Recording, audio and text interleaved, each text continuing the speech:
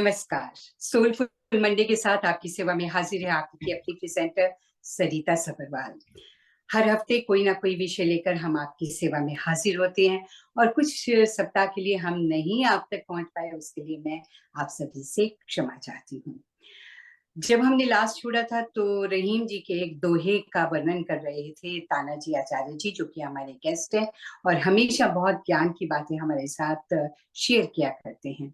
तो वो दोहा था, वे रहीम नर धन्य है, परोपकारी अंग, बाटन वाले को लगे जो मेहंदी को रंग। तो उसके बारे में उन्होंने एक स्टोरी भी बताई थी जामुन के बीज की।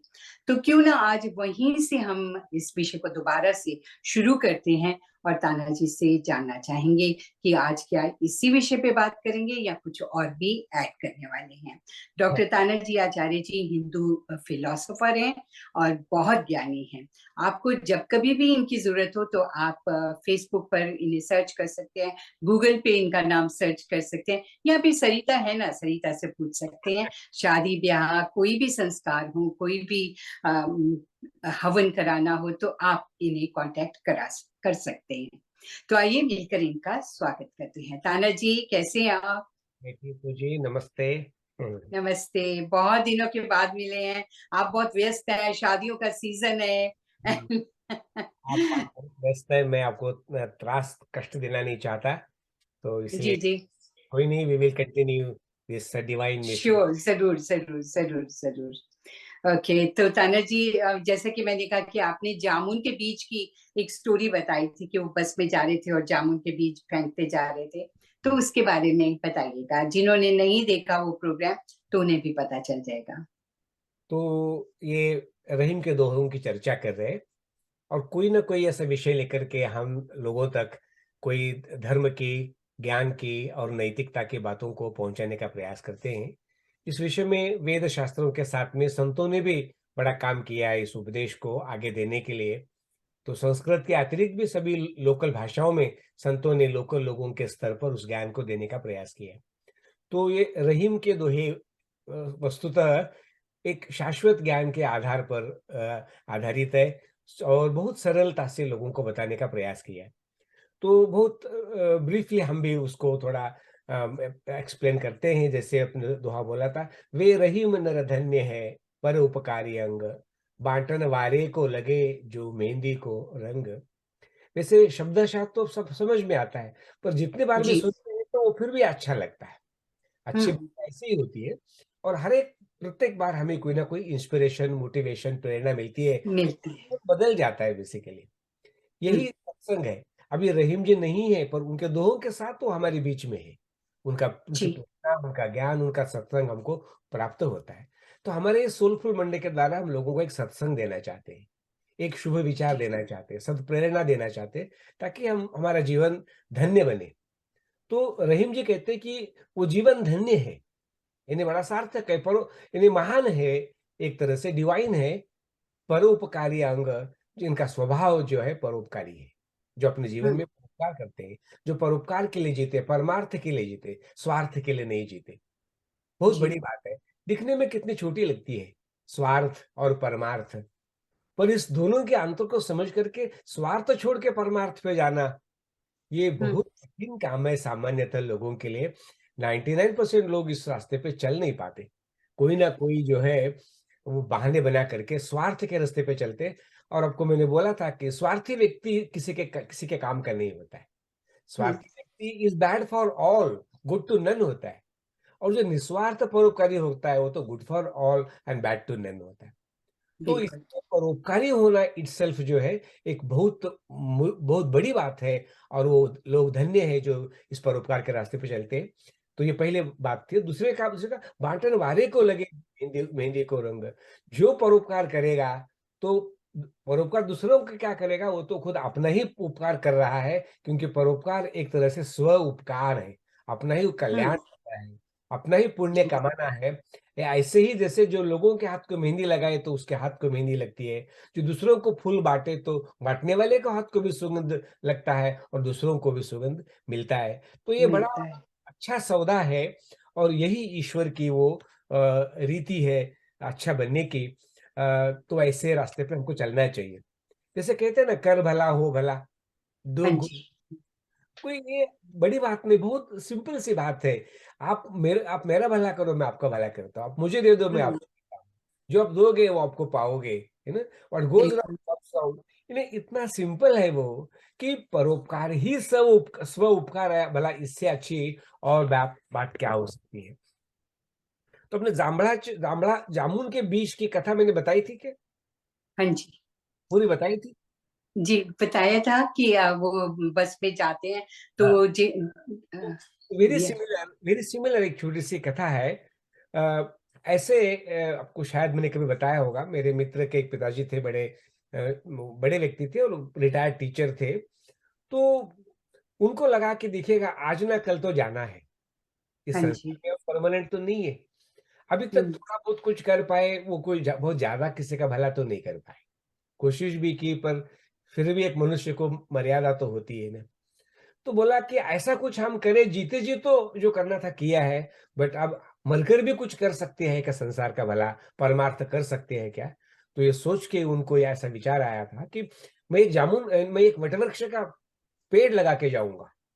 हाँ जी। वटवृक्ष का पेड़ मैं लगा के जाऊँगा, तो वो पेड़ मेरे जाने के बाद भी पता नहीं सैकड़ों-सैकड़ों सालों तक जो है, लाखों करोड़ों पक्षियों को खाने को फल देगा, और हज़ारों करोड़ों रोगियों के लिए वटवृक्ष एक औषधि वनस्पति, वो औषध देकर के उनको जीवन देगा। तो जीते जी हुँ, करना नहीं है, मरने के बाद भी हम किसी का भला करें, ऐसे लोग दुनिया में होते हैं। वो है जी, परोपकारी अंग, वो है परोपकारी स्वभाव। और ऐसे जी, व्यक्ति कोई ना कोई बहाना ढूँढ के संसार का भला करते ही हैं, करते ही जी, रहते हैं, वो रुकते नहीं है। और मैंने आपको पहले बताया था कि संपूर्ण वेदों का सार, संपूर्ण उपनिषदों का सार, संपूर्ण गीता का सार, संपूर्ण कर्म सिद्धांत का सार, जो आध्यात्मिकता का सार क्या है? जैसे महर्षि दयानंद में आर्य समाज के नियमों में बोला, संसार का उपकार करना आर्य समाज का मुख्य उद्देश्य है। जो व्यक्ति हुँ, आर्य है, जो जो आर्य समाज है, श्रेष्ठ समाज है, उसका मुख्य कार्य, उसकी मुख्य जीवन की धारा क्या होती है? परोपकार। वो एक दूसरे हुँ, का उपकारी करते रहते, और परिणाम क्या होता है कि दोनों का भी भला हो जाता है। तो उससे मनुष्य का जीवन, समाज का जीवन श्रेष्ठ होता है। और उन्होंने बोला था कि जिस तरीके से कर सकते हो, शारीरिक तरीके से, आत्मिक तरीके से, सामाजिक तरीके से, संसार का उपकार ही जो है जीवन का सबसे श्रेष्ठ कर्म है और करना चाहिए। और उन्हें इतना ही नहीं बोला कि सबको अपनी ही उन्नति में संतुष्ट न रहना चाहिए, अपितु सबके उन्नति में अपनी उन्नति समझना चाहिए। यानी हुँ, परोपकारी व्यक्ति अपना कल्याण हो गया तो बैठा नहीं रहता। वो नहीं, औरों की उन्नति पहले करके फिर अपनी उन्नति करेगा, या दूसरों की उन्नति में अपनी उन्नति समझेगा। तो इस समझता है। स्वार्थ हुँ, ऐसा होता है। तो भला बताइएगा कि जब हम एक दूसरे की उन्नति करने में इस तरह से संकल्प लेके चले, तो सबकी उन्नति होने में क्या देरी लगती है? सबका भला होने में क्या लगती है? और इसी में से तो निकला ना, सर्वे भवन्तु सुखिनः, सर्वे सन्तु निरामयः। सर्वे क्या संतुलित ऐसे है। नहीं निकला हुआ है? तो परोपकार जो है, ये बड़ा अच्छा सौदा है। विद्वान भी कर सकता है, मूर्ख भी कर सकता है, कोई भी कर सकता है, बच्चा भी कर सकता है, बूढ़ा भी कर सकता है। जीते जी बिल्कुल, कर सकता है, मरते भी बात कर सकता है, और कोई इसका समय नहीं है। जी, चलते-फिरते काम में काम अपने सहज में से हो जाता है। तो इसीलिए जैसे वो जामुन के बीज में कहा था कि कोई न कहीं बीज कहीं न कहीं बोया है, तो कभी न कभी उसका फल आएगा ज़रूर, क्योंकि आएगा सर। कोई भी कर्म व्यर्थ नहीं जाता। हमें जी, लगातार प्रयत्न करके इस राह पे चलना चाहिए, और अपनी ओर से जीवन में अपने कोई ना कोई शुभ कर्म करना चाहिए। तो जैसे मैंने बोला था कि जिन लोगों का स्वभाव उपकारी होता है, उनको कुछ कहने की ज़रूरत नहीं होती। जैसे देखिएगा, एक श्लोक है, "पद्माकरं दिनकरो विकचम करोति।" सूर्य जो है बिना कहे जो है, जैसे उगता है तो सबसे पहले कमल को खिला देता है। "चंद्रो विकासयति कैरव चक्रवालम।" और चंद्रमा जो है बिना कहे शाम को कमलिनी को जो है विकसित कर देता है। और बादल भी जब आता है, आपको पता है कि बिना कहे बिना पूछे जल की वर्षा करके सबको पानी पानी कर देता है, और संसार को पानी के द्वारा वो बादल जीवन देता है। तो संत स्वयं परिहितेषु कृताभियोगा। संत लोग ऐसे ही होते हैं, जैसे मानो कि उनका जीवन का मुख्य कार्य ही परोपकार है, और परहित में ही अपना निरंतर वो जीते रहते हैं। जी, संसार में है उसको देख नहीं सकते वो, जैसे कोई दुख देखता है तो उनके अंतःकरण में ऐसे ऐसी करुणा उत्पन्न होती है और अपने रिस्क लेकर के अपने जीवन की सुविधाओं को कम करके भी किसी के भलाई के लिए एकदम कूद पड़ते हैं। वो मराठी जी, में तो वैसे तो ऐसे ही होना चाहिए हर इंसान को कि दूसरों का भला ही सोचे, दूसरों का अच्छा ही सोचे। अगर वो अच्छा सोचेंगे, भला करेंगे किसी का, तो that means they are doing good deeds, अच्छे कर्म कर रहे हैं, तो उन्हीं को फायदा होने वाला को फायदा होगा, पुण्य ही तो मिलेगा। परोपकार ही तो है। पुण्य है, परोपकार पुण्य है, पापाय परपीड़न। तो जब पता हुँ, है तो भी हम क्यों दूसरों को दुःख देने में मज़ा ले रहे हो? तो ये बिल्कुल। गलत बात है। और संत लोग जो होता है जैसे मानो उनका स्वभाव ही परोपकार होता है। जैसे कि हुँ, उन्होंने ठेका ले रखा है। तो ऐसे वो कार्य करते। वो हमारे एक मराठी में संतों ने ये कहा हुआ है कि ये जो संत लोग दूसरों के परोपकार के लिए क्यों ऐसा जीते हैं? तो उन्होंने कहा कि भाई जब ये दुनिया डूबती है दुखों के बीच में तो वो देख नहीं सकते। बुडती है जन देखे न डोळा म्हणून कळवळा येतो मज है। साधु कहते हैं मुझे किसी ने फोर्स नहीं किया है पर जब आप लोगों को दुःख में देखता हूँ तो मेरे से रहा नहीं जाता और इसलिए मैं जो है कुछ ना कुछ करने की कोशिश करता हूँ। तो जी, अब जैसे वो कभी दृष्टांत लोग देते हैं ना बड़ा प्रसिद्ध है। अ, बिच्छू पानी में गिरा था, अब संत को दया आ गई तो उन्होंने उठा करके उसको बाजू को रख दिया। बात बाजू है को रख ही रहा था क्या उसने 2-4 बार काट लिया फिर वो गिर गया। साधु साधु ने कहा क्या करें? फिर उठाया तो फिर उसने काटना शुरू कर दिया। तो लोगों ने कहा अरे बिच्छू छोड़ो उसको जाने दो मरने दो उसको। तो साधु कहते हैं जो बिच्छू अपनी दुष्टता, अपनी बुराई नहीं छोड़ता तो मैं अपनी साधुता क्यों छोड़ूं? तो ये 2-4 बार अच्छाई क्यों छोड़ते हैं? हुँ, कटवा भी लिया और फिर भी अंत में उस बिच्छू को पानी के बाहर छोड़ के साधु को बड़ा आनंद हुआ कि आज हुँ, मैंने इस बिच्छू को जो है किसी को बचा लिया। ये मैंने तो अच्छे लोगों की बातें ऐसे ही होती है क्योंकि उनका स्वभाव स्वभाव बहुत बड़ी बात है। जैसे देखिए ना चंदन होता है, कितना भी घिसो तोड़ो करो तो देगा तो सुगंध ही वो, खुशबू ही देगा, तोड़ने वाले को तो खुशबू ही नहीं। ठंडक ही देगा। हुँ, अभी गन्ने का जो गन्ना होता है, अब उसको कितना भी काटो कहीं से भी चबाओ, तो जितना मीठा है। चबाओ तो उतना आपको मिठास ही देता जाएगा। हुँ, और सोने को अग्नि में कितनी भी जला दो, तो सोना तो और भी हुँ, कांतिमय और तेजस्वी होता जाएगा। हुँ, तो उनका स्वभाव ऐसा होता है कि चाहे प्राण जाए, चाहे कुछ हो जाए, परंतु जो उत्तम लोग होते हैं, परोपकारी लोग होते हैं, कभी भी अपनी विकृति नहीं करते। अपने प्रकृति से विकृति में नहीं जाते, चाहे कोई भी संकट हो, कुछ भी हो, तो ऑलवेज़ वो अपनी गुडनेस पे वो चलते रहते हैं। अभी जी, जैसे शास्त्रों में तो इसके विषय में इतना लिखा हुआ है, जैसे परोपकारी लोगों का स्वभाव कैसे होता है। तो कहते हैं देखो ना वृक्षों को देखो, पहले तो ऊपर होते हैं, जब फल आते हैं तो नीचे झुक जाते हैं नीचे झुक जाते हैं। और कहते हैं लो मेरे फल को। फिर पका-पका करके अच्छी तरह से हमको देते हैं और हम नहीं पैक कर लेते तो ऊपर से नीचे गिर जाते हैं, आप तो खा लो। इन्हें जैसे कि उनका होड़ लगी है कि आओ मुझे खाओ।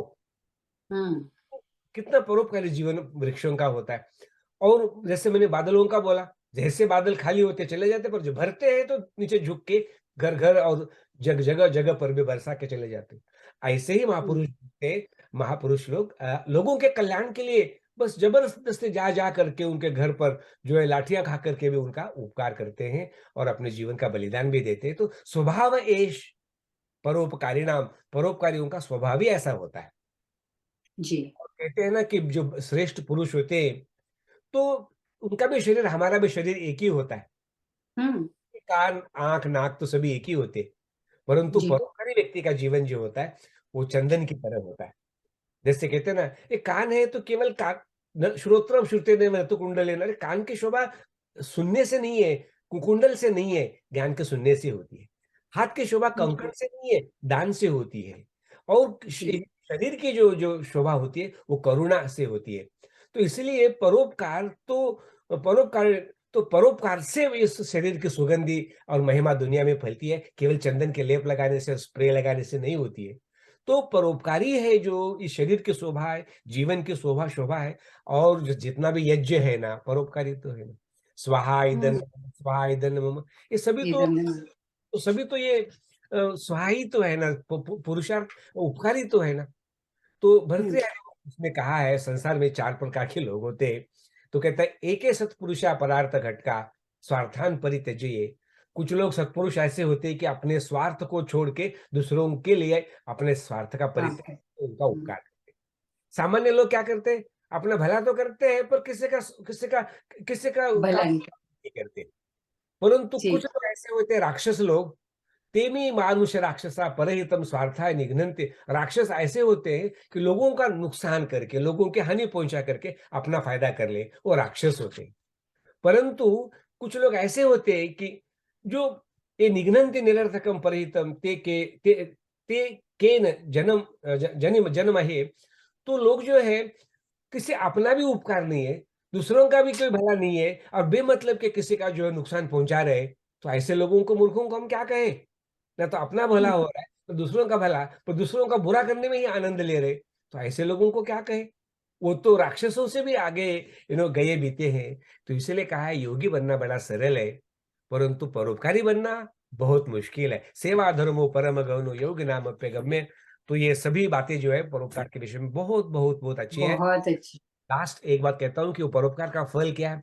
भीमम मनम भवति तस्य पुनः प्रधानम। यदि परोपकार आपके आपके घड़े में कुछ आपके नसीब में है, तो घने जंगल भी आप छोड़ोगे ना, तो आपके लिए अपना महल घर घर जैसा बनेगा। और जो जी सभी लोग जो है आपके लिए परोपकारी बन जाएंगे। संपूर्ण विश्व जो है आपके लिए सुलभ हो जाएगा और आपका उपकार करेगा। तो आपके लिए कोई भी आपका काम संसार में रुक नहीं सकता है। सारे काम अपने संपन्न हो जाते हैं परोपकार के उपकार के फल के तो कारण से। इन अ वे अच्छे इंसान बनो, अच्छा सोचो, दूसरों के लिए अच्छा काम करो, तो ये ही उपकार है। और अगर आप उपकार करते हैं किसी पर, तो आपको ही उसका रिटर्न मिलता है। आपके ही कर्म अच्छे होते हैं, तो आपको ही उसका योग मिलता है। बहुत बहुत धन्यवाद ताना जी। अगले सप्ताह कोई छुट्टी नहीं, पर हम दोनों सबकी सेवा में हाजिर हो जाएंगे, उपस्थित रहेंगे। बहुत बहुत धन्यवाद। और इसी के साथ मैं सरिता भी अब आपसे आज्ञा चाहती हूँ। अगले सप्ताह फिर मिलने की कोशिश। अपना और अपनों का ध्यान रखिए और इसी तरह से इस प्रोग्राम को देखते रहिए। अगर आपको अच्छा लगे तो शेयर कीजिएगा, कमेंट लिखिए और सब्सक्राइब जरूर कीजिए चैनल को, अगर आपने अभी तक सब्सक्राइब नहीं किया है। अपना ध्यान रखें। नमस्कार।